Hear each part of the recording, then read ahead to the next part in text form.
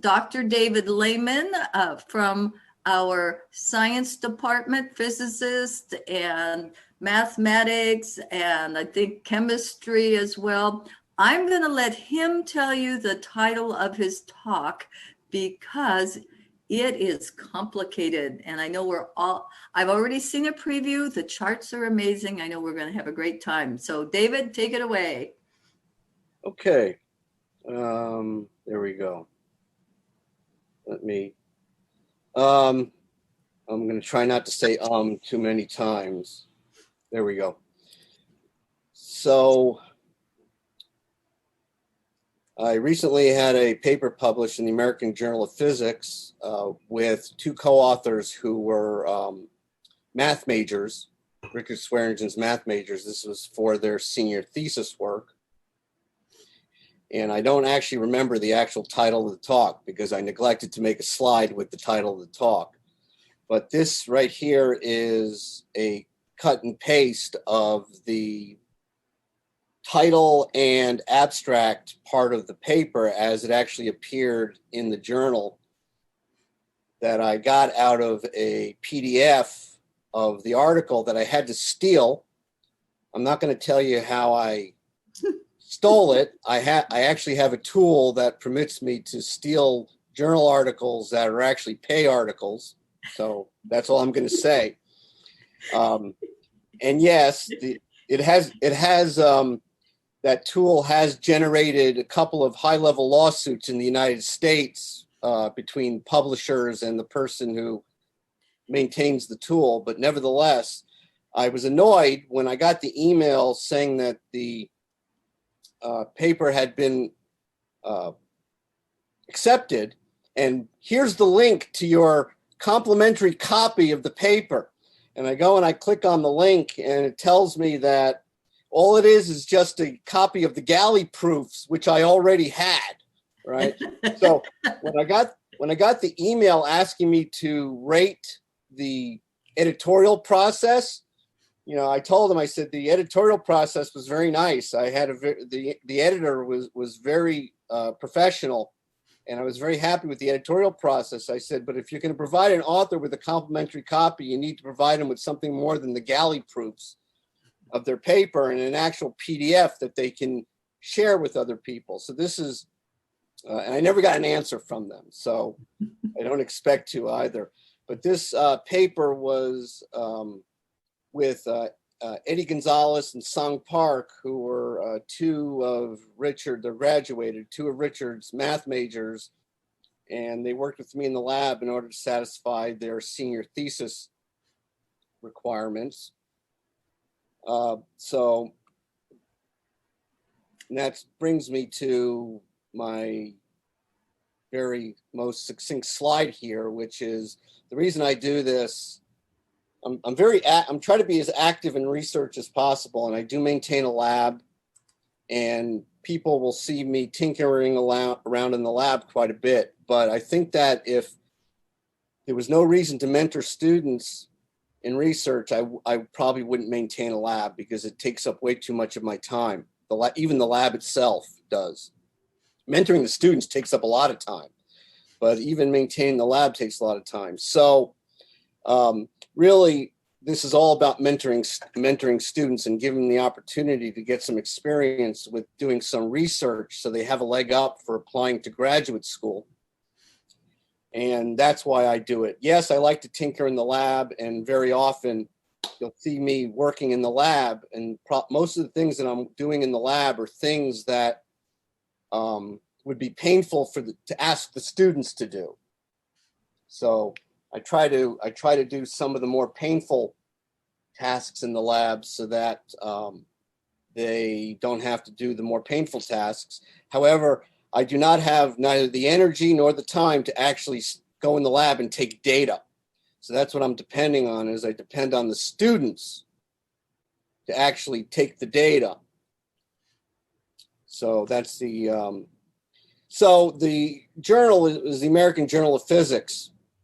And I'll talk a little bit more about this, but the American Journal of Physics started off as a journal of physics pedagogy. And I think I put the word pedagogy in quotation marks. And the reason is because you look at some of the papers and you say to yourself, there's really nothing pedagogical here in this paper.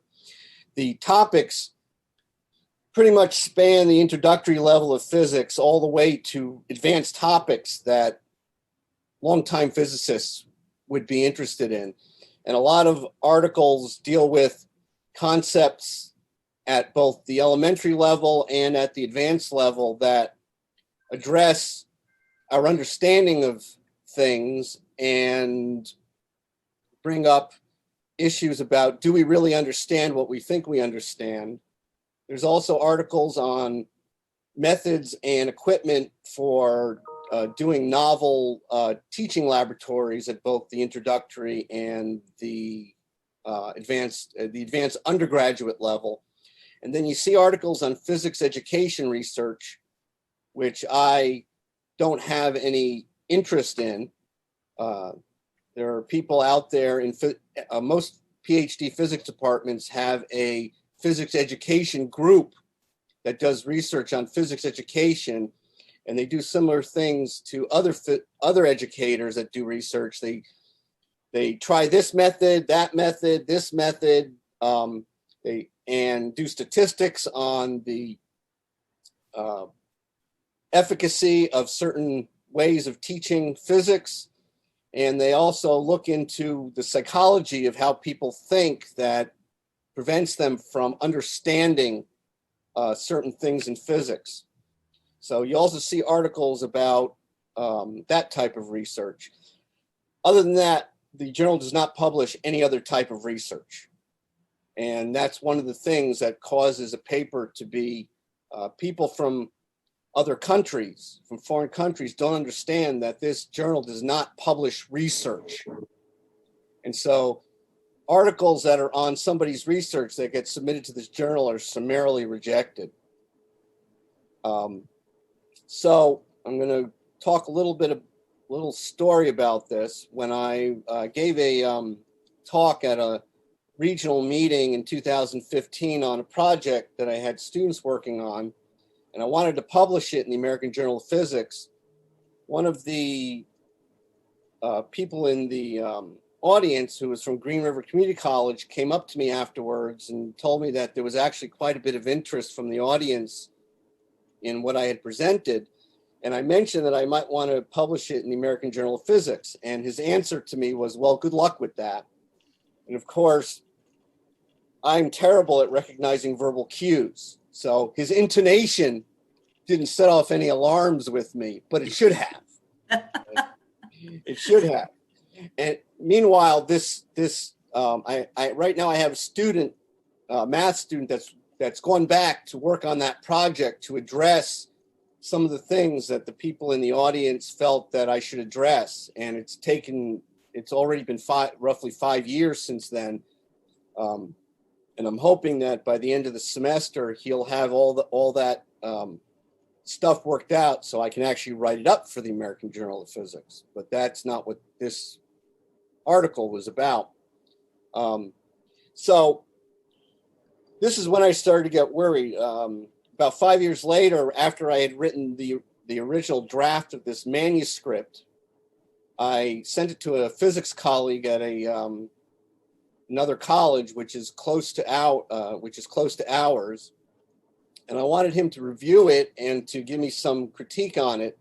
And I told him that I was going to want to send it into American Journal of Physics, which I'll just call AJP from now on. And his response was essentially, I left out the first word. His first word in his email back to me was "yech" with a big exclamation point. And what he told me was that the previous year he'd been on sabbatical, and his sabbatical project was to put together a paper for AJP on a project that he was working on. And when he sent it in, the paper was summarily rejected. They wouldn't even send it to reviewers. And so what he said was, apparently, I don't know what type of articles meet the expectations of AJP. But if you want, I'll look at it anyways. And I told him, I said, yeah, I'd like you to look at it anyways because I trust you. And I think he's since submitted his paper to a European journal, which is similar to the American Journal of Physics, but I haven't asked him because I don't want to make him feel bad because this guy actually got published. And his response was essentially, I have 3 questions that I ask myself when I look at a paper and try to consider its value for American Journal of Physics. And he outlined those 3 questions. And he said that his answer to the 3 questions regarding my paper was yes, absolutely. It is absolutely appropriate for the American Journal of Physics, and he considers it a worthwhile paper. And he said it was actually, in his estimation, it was well done. So I said, okay, well, maybe I should give it a try, because nobody wants to get rejected.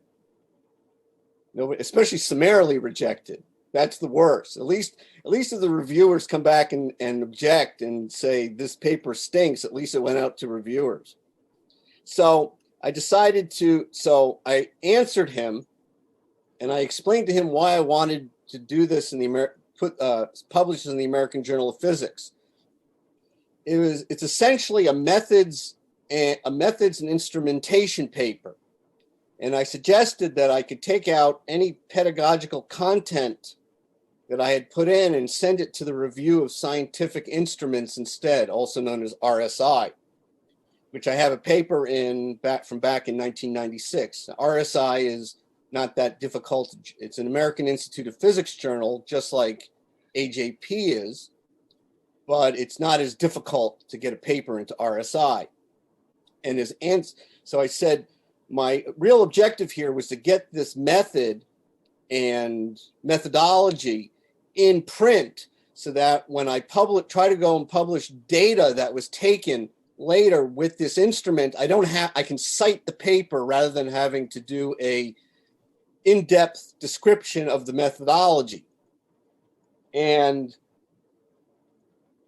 his answer was, so that was, I explained to him what my rationale was for choosing AJP. And his rationale was essentially, I'm almost certain I would never see a paper like this in RSI, but I would almost certainly see it in AJP. You should send it into AJP. So I gave up the idea of taking out all the pedagogical content and sending it into RSI, and I decided I was going to take the plunge and can you see the bottom of that? I don't know. It looks like maybe some of it's cut off on my computer just because the screen's not big enough. And I think we're seeing it all, David. Okay. So I decided to take the plunge. So the first thing I did was I went and I looked up acceptance statistics for AJP. And these are acceptance statistics from 2012 to 2015. And what I noticed was that the acceptance rate had gradually dropped for over those 4 years, from about 20% down to about 10%. And I looked at the current acceptance statistics, and it hovers now at around 10%. And that didn't give me a warm, fuzzy feeling. That did not. You can see in 2015, out of 903 submissions for the year, 532 were summarily rejected. And of the remainder that were sent to reviewers, 206 of those were rejected, and only out of 903, 122 were ultimately accepted for the year. So that didn't give me a warm, fuzzy feeling. And then I got an even less warm, fuzzy feeling when I looked up an editorial written by a former editor of AJP, and the gist of this is that it is really difficult to get an article published in AJP, and if a faculty member gets an article published in AJP, it should be held in high regard by the university, okay? And actually, to me, that was rather curious, because if you look up the impact factor of AJP, it's far lower than the other journal that he mentioned. Oops, sorry. It's far lower than the other journal that he mentions, Physical Review Letters, which is generally the journal that physicists who are heading for the Nobel Prize or for some sort of real international recognition publish their papers. So I thought it was curious that a journal that has what we call a low impact factor, which is essentially a measure of how many times papers in that journal are actually cited by other people. How a journal that has a low impact factor like that could be harder to get published into. But I decided that I was going to try it anyways and send it into AJP. So that's the story behind that. So that's the history of where I was. So I want to talk, since the paper is on measuring something called fluorescence lifetimes, I wanted to talk a little bit about fluorescence. So when we think about light, it's common to think about light as a wave. And so when there's a wave, something is wiggling. I'm not going to talk about exactly what's wiggling. All you need to know is that in this wiggling thing here that we call light, there's something having to do with electricity, and there's something having to do with magnetism. And the two wiggles, the electric wiggle and the magnetic wiggle, are perpendicular to each other, like in the picture here. But there was also evidence that while we saw evidence that light behaves like waves, there was evidence, experimental evidence, that it also behaves like a massless particle. And I don't have time to get into the details, but this goes all the way back to around the turn of the 20th century, roughly about 1900. And this is actually what Einstein won the Nobel. He didn't win the Nobel Prize for relativity. He won the Nobel Prize for recognizing that light seems to can also behave like a stream of massless particles. And eventually, a chemist named G.N. Lewis gave names to these particles. He called them photons, and it kind of stuck. So we call these massless particles photons.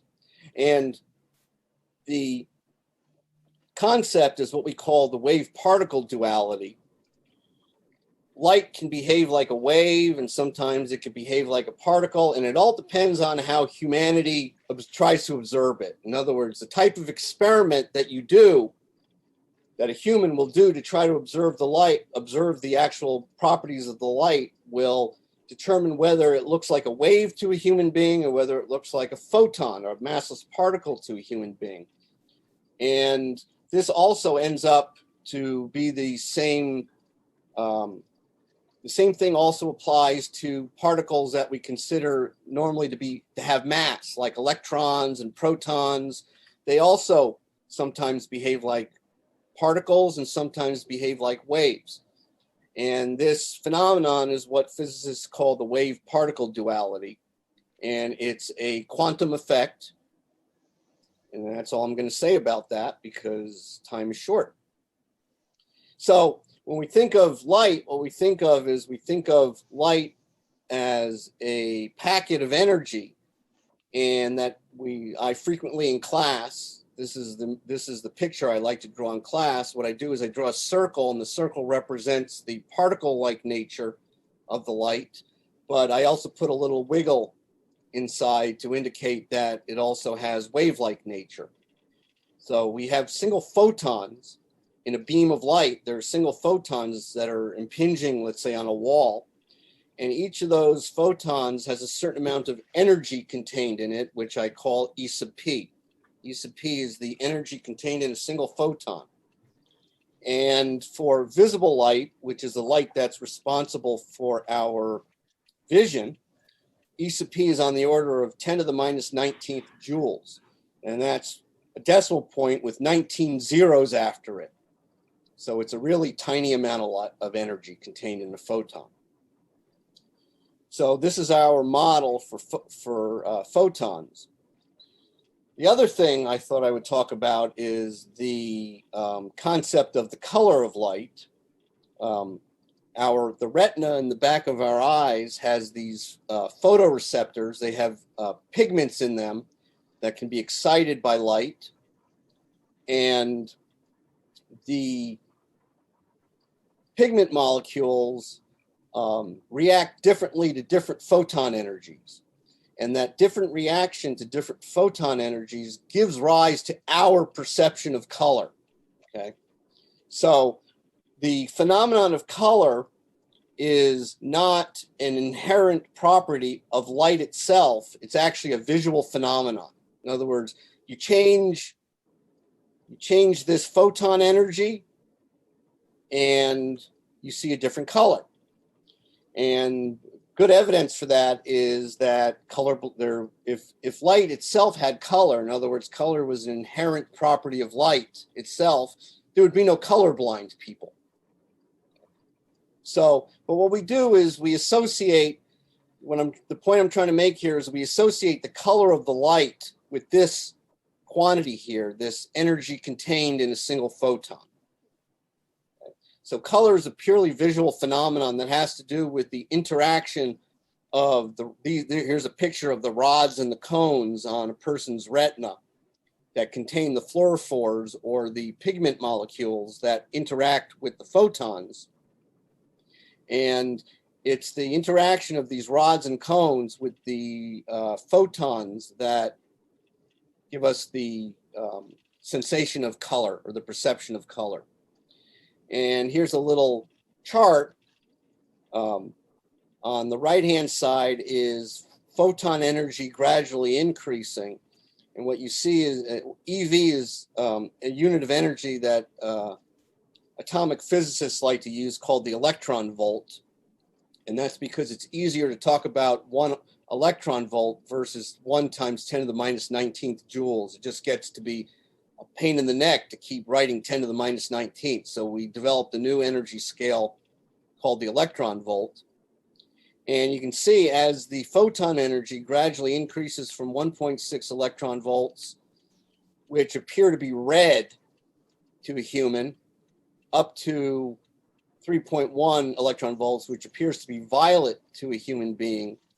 The color gradually changes through the colors that we're familiar with: orange, yellow, green, that Roy G. Biv acronym that they talk about in high school. Okay?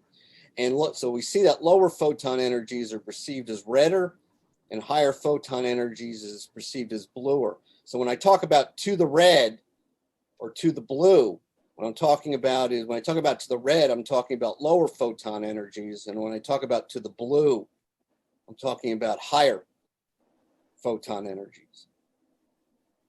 Oh, by the way, if anybody has a question, just go ahead and ask me. It's better you ask me immediately rather than leave it to the end. So I'm taking questions at any time. So the model for this thing we call fluorescence is the following. You have a molecule. This is our molecule here.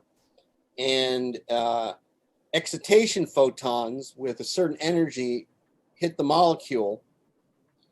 In the case of the experiment I'm going to describe, these photons are coming from a picosecond duration laser pulse. This laser pulse, well, a picosecond is a trillionth, is a thousandth of a billionth of a second. It's a trillionth of a second. It's very short. And what happens is the molecule has, say, 2 energy states, what we call a ground state, which is its lowest energy, and then excited states, which are higher energies. And if you get the energy of the photon just right, if E sub p is just about equal to this energy difference between the 2 energy levels, you can get a strong absorption like that. And the requirement for that, for strong absorption, where did my, there we go. The requirement for strong absorption of that photon is that the energy difference between these 2 levels is about equal to the photon energy. But once the molecule gets up in here, it doesn't stay up in here. It's sort of like taking a little ball and balancing it on the top of a hill, and you might get it to balance right there on the top of a sharp hill, but then a truck drives by and shakes the ground, and the ball immediately wants to roll back down. And what's happening here is that when the molecule is up in this excited state, we think of vacuum, the vacuum is being empty, but the vacuum is actually teeming with energy that in which particles called virtual particles are continually popping in and out of existence. And it's the virtual particles that pop in and out of existence sort of tickle and interact with the excited state and push the ball back down the hill. And so what happens is after a short period of time, this, and it's nanosecond, and that usually occurs within nanoseconds. A nanosecond is a billionth of a second. This excited state relaxes back down to the ground state. And in the process, that energy has to go somewhere. That energy that was up in here has to go somewhere. And what it is it's emitted as a fluorescence, what we call a fluorescence photon. So fluorescence is the emission of light from a molecule when the excited state relaxes to the ground state. That's what fluorescence is. There's more to it. As a matter of fact, there's more to it here. And again, I can't go into too much detail, but there are also, the molecule itself also has internal vibrations, and those internal vibrations actually modify these energy levels in a way that I'm not going to discuss. And as a result of that modification, the excitation photons, in other words, these guys, the blue arrow, and the fluorescence photons don't have quite the same energy or color. So the fluorescence color is what we say always to the red of the excitation color. So for example, if the laser pulse is blue light, the fluorescence light that's emitted by the molecule might appear yellow. Okay? It's always to the red. Remember, going down this chart is to the red, and going up this chart is what we say to the blue. And that's all I'm going to say about that, because there's no time to talk about it in detail. David, can I ask a quick question? Yes. You mentioned something about virtual particles. Can you just briefly explain that? That doesn't make much sense to me. These are particle pairs that appear out of the vacuum, and then in a very, very, very short period of time, when I say a very short period of time, then annihilate each other and disappear. Okay. Got it. All right. And it's the that's why they're considered virtual in a way. That's why they're called virtual. The word virtual doesn't apply to in physics, doesn't apply to things that necessarily don't exist. They exist, but they exist for such a short period of time that you can't really directly observe them. You can observe their effects. Okay. All right. So here's our example of fluorescence. What time are we at? We are at 12:29. Okay, good. Plenty of time. So on the left here is a laser that's emitting a laser beam, and you can see the color of that light is roughly about violet. And it's going through samples, and it's making these samples fluoresce. And you can see that the fluorescence in the first sample is bluish, which is to the red of violet. So the fluorescence is the blue is to the red of violet. So this is an example of fluorescence that is to the red of the excitation light, which here is violet. And then on the right, I just have an example of fluorescent samples that are fluorescing not due to a laser, but just due to the natural room light. The natural room light is making these samples fluoresce. And the color that they fluoresce depends on the type of molecule. Different molecules fluoresce different colors. Just so that you should know, there's another type of light emission from materials called phosphorescence. It's not the same. Phosphorescence is an example of phosphorescence are those little glow balls I used to play with my dog. We used to turn off all the lights in the house, and I would hold the glow ball to the light, make it glow. Then I would turn off the light and then throw the glow ball down the hall, and she would go after it. And all I would see was this glowing ball bobbing up and down in the hallway as she brought it back to me. That type of luminescence is persistent. In other words, after you excite the molecules, the fluorescence, the phosphorescence persists for a long time. Fluorescence is not persistent. It occurs over a span of nanoseconds, which are billionths of a second. So in this picture, if we were to suddenly turn off this laser right here on the left, this fluorescence would go away immediately. You couldn't use it to play with your dog. Okay, so fluorescence and phosphorescence really refer to two different molecular phenomena, both which emit light, but which emit light on different time scales. Phosphorescence emits light on a much longer time scale. Okay, so the actual purpose in the AJP paper was to present a method that was amenable to measure what we call fluorescence lifetime, that was amenable to students, advanced undergraduates, chemistry majors and physics majors to actually do those measurements in an economical fashion. In other words, and not break the bank in the department. Okay, so there's a characteristic time that molecules have. It's called the fluorescence lifetime. And the fluorescence lifetime describes the time scale over which excited molecules decay by fluorescence. In the case of most molecules, it's nanoseconds, billionths of a second. It's very fast, okay? And each molecule has its own inherent value of tau.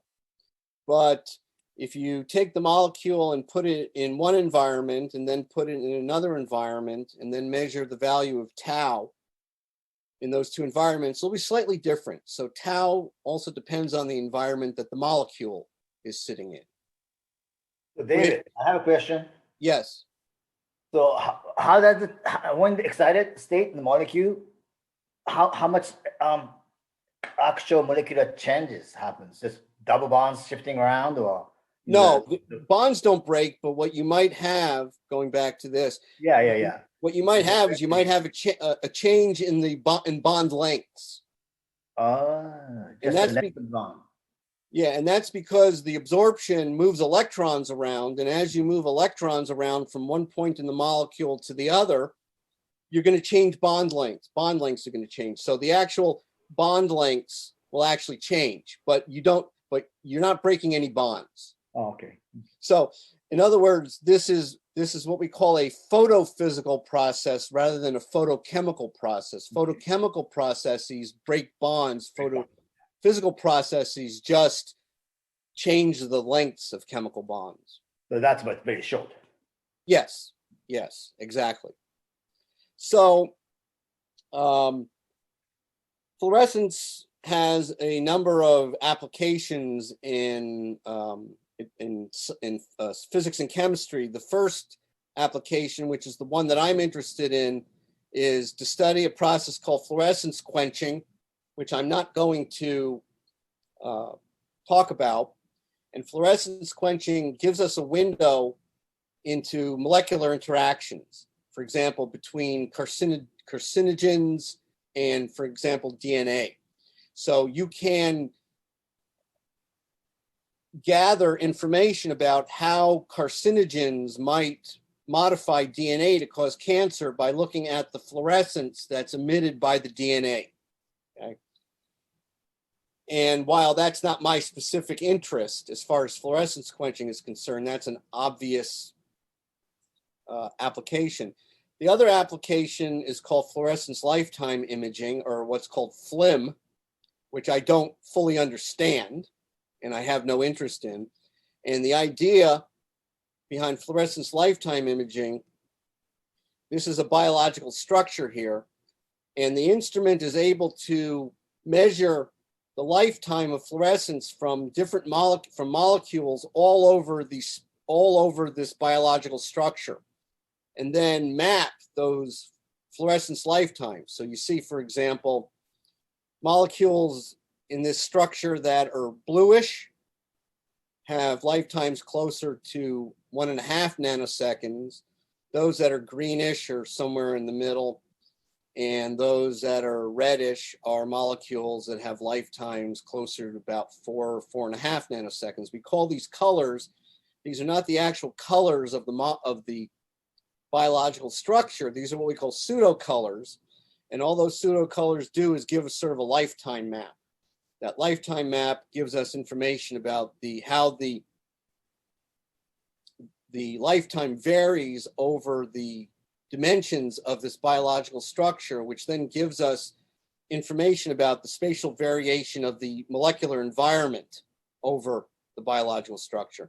So this is a fairly new technique. I don't know how old it is. It is probably in the past 20 years has come to fruition.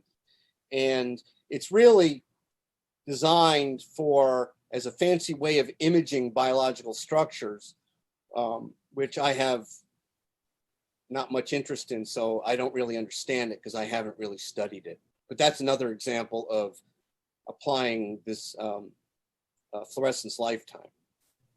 Would fractals apply to this too, David, in terms of their arrangement, the structural arrangement? I suppose, yeah. I suppose that indeed there are certain I'm almost sure that there are certain biological structures that have a fractal pattern to them.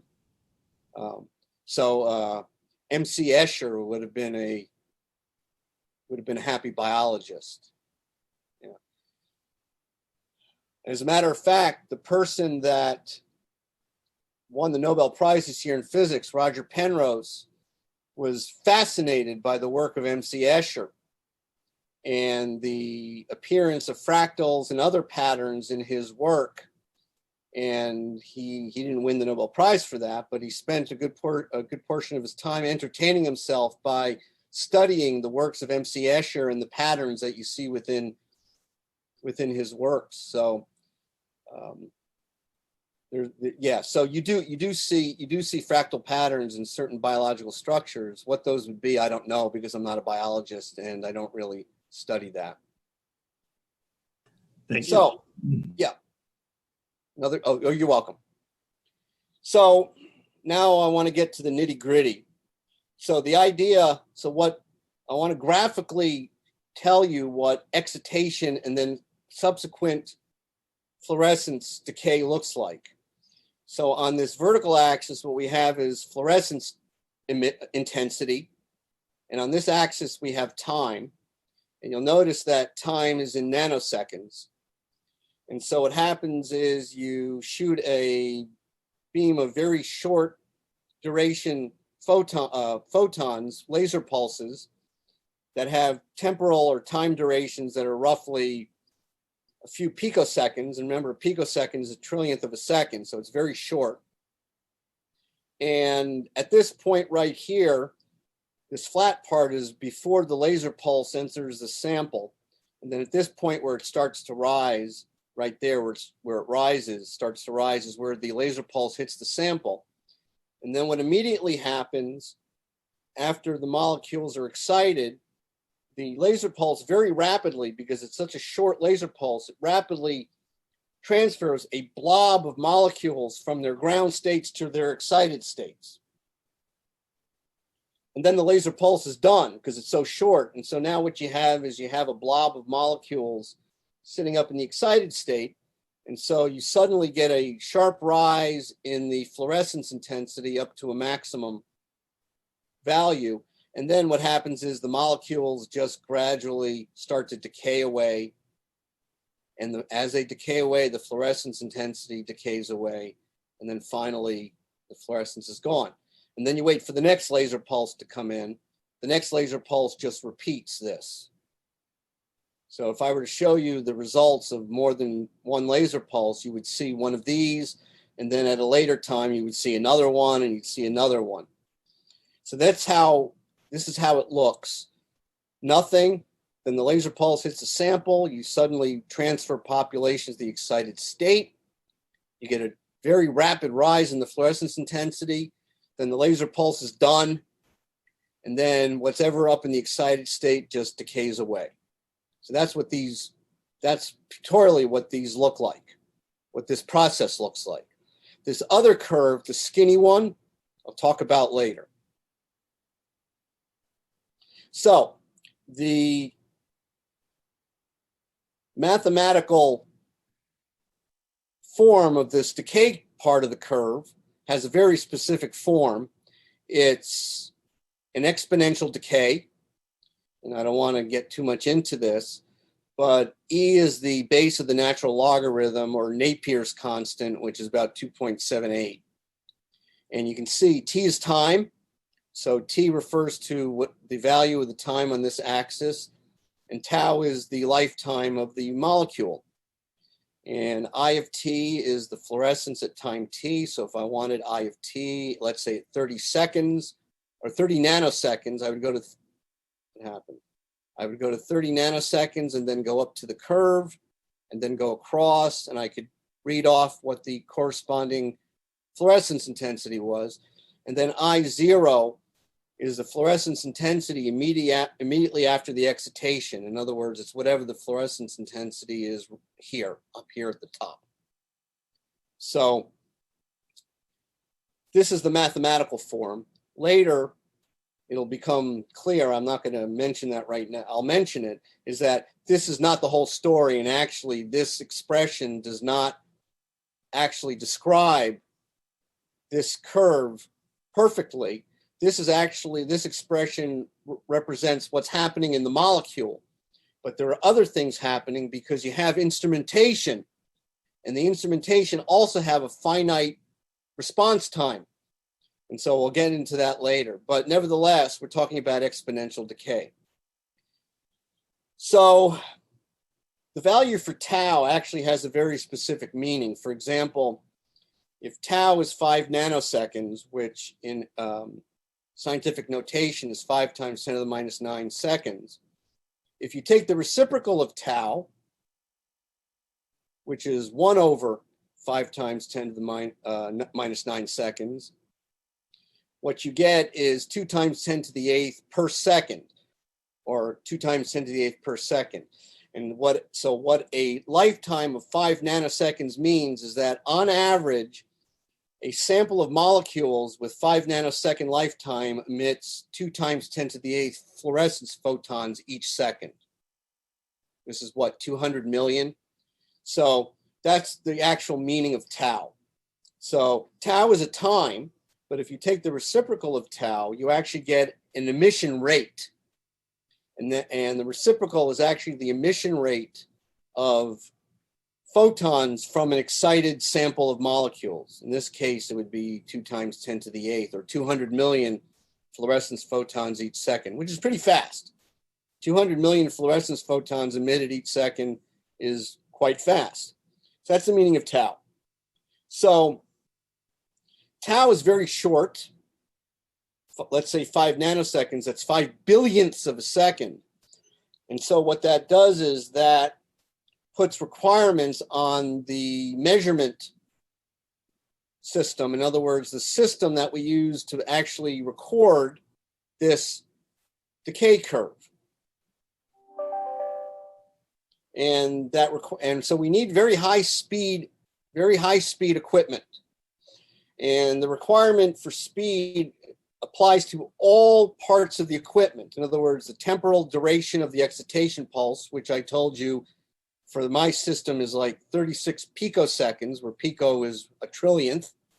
They're very, very short duration laser pulses. The light detector, the thing that detects the light, has to be very fast. In other words, it has to respond to photons very quickly. And then the detection electronics, the thing that takes the output of the light detector and turns it into an electrical signal, also has to be very fast. In other words, how fast the detection electronics respond to the output of the light detector. And the way I like to think of this for when I first teach this is the requirement for that the system have sufficient speed is similar to the requirement that a camera have a shutter speed that's significantly fast so that it can photograph a fast event without blur in the image. So in this case, the decay, the recording system that records the decay curve is actually our camera. So I like to think of our system as a camera that's taking a snapshot of the molecule. Snapshot of the molecule. And people that do photography are very familiar that, for example, if you're trying to photograph the fluttering wings of a hummingbird, if you have a slow shutter speed, what you might see on the photograph for the fluttering wings is just a blur. And you need a fast enough shutter speed. In other words, that shutter needs to open and close fast enough to actually freeze the wings of the hummingbird in a certain position because they're constantly moving. So we think of the fluorescence recording system that's too slow is analogous to a slow shutter speed, and it results in an imprecisely measured value of tau, and an imprecisely measured value of tau is analogous to having a blurry image. Okay, while a fluorescence recording system that's fast enough is analogous to a fast shutter speed, and a precisely measured value of tau is analogous to having a sharp image where you're actually able to freeze the wings of the hummingbird in a certain position because the shutter speed of the camera is fast enough to capture the wings in a certain position. So what we're really dealing with is just a camera. So now there's a gold standard for recording fluorescence decay curves. It's called time-correlated single photon counting, which I'm not going to talk about today. We don't have a system like that. They're very expensive. However, I have learned that we might be able to have one by year's end. I'm keeping my fingers crossed. Okay. So what we did was, for doing this in the undergraduate laboratory, and actually in my laboratory, because I don't have a time-correlated single photon counting system, is to develop a system that is not based on photon counting. And so what the AJP paper describes is the system that I developed and also the unorthodox methodology for analyzing the data that we use, so I could cite it in later papers without having to describe it again.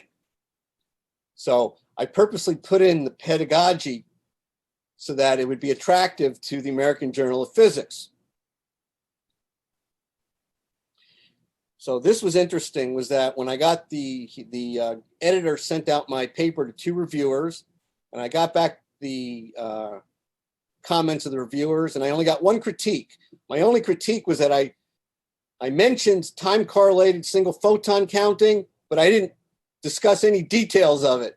And could I please add details on time-correlated single photon counting? Well, I didn't want to take up space in the body of the manuscript about time-correlated single photon counting because the paper wasn't about that. So what I did was I relegated the description to 2 of the endnotes in the paper. I wrote 2 longish endnotes in the paper, and I referenced them in the paper. And apparently the editor was satisfied with that. That was the absolutely only critique that I got from the 2 reviewers. So this is what the setup looks like. You have a picosecond diode laser. It puts out laser pulses that are 30-second picoseconds in duration. And again, remember, this is very short. A picosecond is only a trillionth of a second. The laser pulses are reflected by a mirror. They hit a beam sampler. This is just a piece of glass that just reflects a small fraction of the light onto a light detector. And the output of that light detector is used to trigger this recording oscilloscope, which I'll talk about why we have to trigger it very briefly. And then the remainder of the light, this is roughly about 5%. The remainder, 95% of the light, is then reflected through the sample. The sample fluoresces. We have a couple of filters here to deal with certain things that we don't want to hit the light detector. And then here's the light detector right here, and the fluorescence photons hit the light detector. The light detector puts out, every time a photon hits it, it puts out an electrical pulse. It converts light energy to electrical energy. And those electrical pulses then go into the input of this oscilloscope, which is our recording part of the system. And the oscilloscope then displays that decay curve that I showed you earlier. And then I could take the decay curve, and this is actually an old instrument. It was donated by Department of Energy. And it has a 3.5-inch floppy drive. And so the way I transfer data from this to my computer is with a 3.5-inch floppy disk.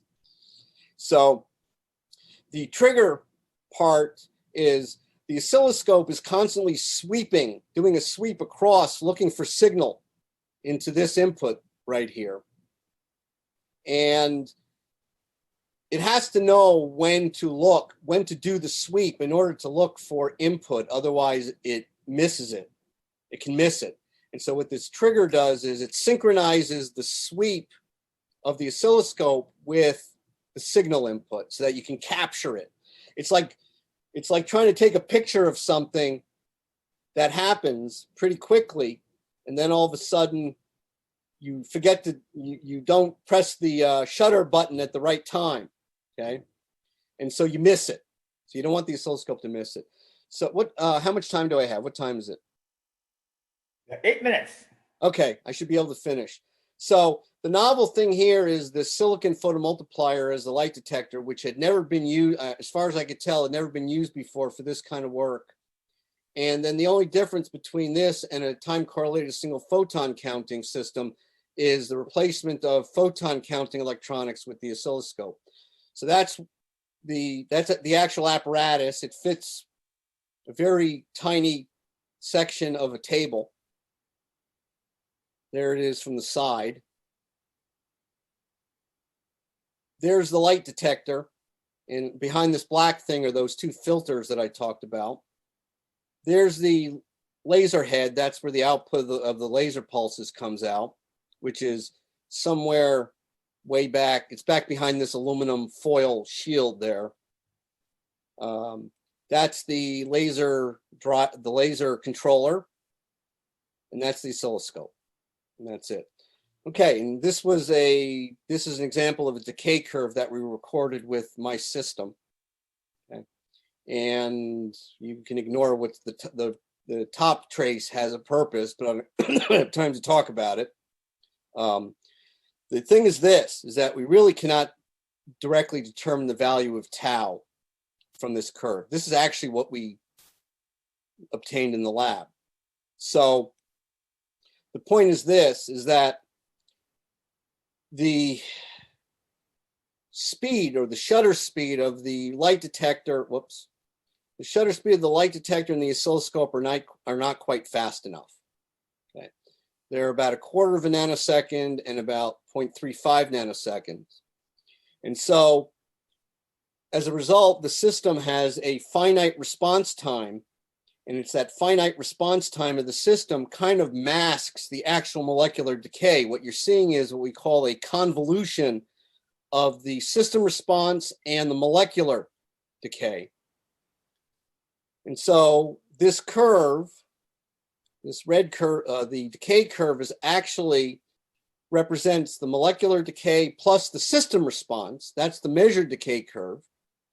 And this skinny one out here is just the bare system response. So what you have to do is, what we say is that the measured decay curve is a convolution of the actual molecular decay and the system response. And we have to separate out the system response to get the molecular decay. And the process of separating them out is called deconvolution.